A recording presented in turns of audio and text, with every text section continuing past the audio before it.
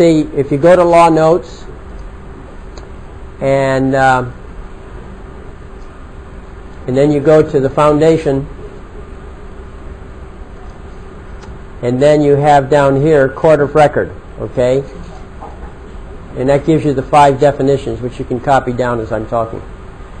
So the thing is that when you're in court on any kind of a hearing, that is not the time to present your case. It's too late to present your case at that point. You present your case on paper. And if the judge attempts to make any decision, you see, the judge in a court of record is not allowed to make any decisions. In a court of record, if you look at requirement number 2, the tribunal is independent of the magistrate. And if you look at requirement number 3, it's a proceeding according to the common law. There's no statutes in a court of record. Okay? I want to point out something interesting about California Constitution. It says in the Constitution, Article 6, Section 1, all the courts in California are courts of record. Now that's not a direct quote, but that's the effect of it. All courts are courts of record. That means no statutes. It's got to be common law. That's why they have the arraignment process in a criminal proceeding. In arraignment, what they do is they ask you, do you accept the law but plead guilty, not guilty, or no contest? Okay? Well, if you accept the law, meaning the code, right? You're accused of violating section so and so and so and so. How do you plead? Well, if you choose any of those 3 pleadings, guilty, not guilty, or no contest, you've agreed to the code. You've agreed to proceeding outside the common law and inside the statutory law. You've jumped out of common law and into equity. So you need to object to the whole system. You say, you don't put any of those pleadings in. You say, I object to the whole thing. But anyway, so the tribunal is independent of the magistrate. Now, when you are the plaintiff, and that's very important, make sure you're the plaintiff. Okay, none of this stuff works if you're a defendant. So you absolutely must convert yourself into a plaintiff. It's easy to do. All you do is make a counterclaim. Okay? And the challenge is the jurisdiction. You can have other challenges. You can have other claims for injuries. You know, you got beat up in jail. Something. You know, those are claims you can make too. But the primary claim that you make is that the primary claim is that they exceeded their jurisdiction. Now, this is an important point. You all know about the Bill of Rights. You all know about how supposedly you have rights. The truth is you have no rights. Okay? You have a Constitution. The purpose of the Constitution is to keep the government surrounded with an invisible fence. So, you do not plead. Your pleadings are, when you're going against the government, your pleading is not that they violated your rights. Because there's nothing in there in the Constitution that says they can't violate your rights. Okay? So it's a wrong kind of claim. What you do is you claim that they exceeded their jurisdiction. If they don't have jurisdiction granted to them by the Constitution, then they can't take it.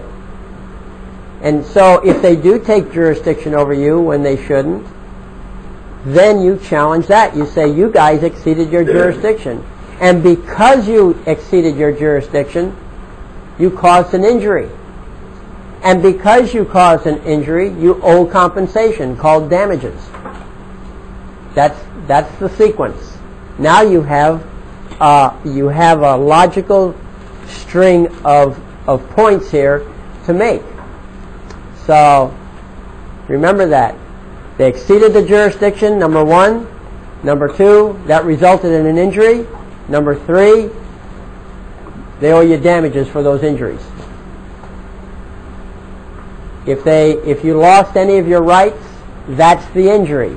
You lost your liberty. That in itself is an injury, just the loss of your rights. They took your property. One of your rights natural rights, not civil rights. Civil rights are privileges granted by the government. Natural rights you're born with. So if you lost a natural right, the right to speech, free speech, the right to free locomotion, the Bill of Rights lists them, okay, but you have more. If you lose any of those things, then what you do is you claim an injury. That is the injury itself, okay? You don't have to spill blood. Just the mere fact that you did not have were not able to exercise the right of voluntary locomotion. In other words, you can't walk anywhere you choose to walk. Okay. Your only limitation is that you cannot impose on the rights of someone else. Okay.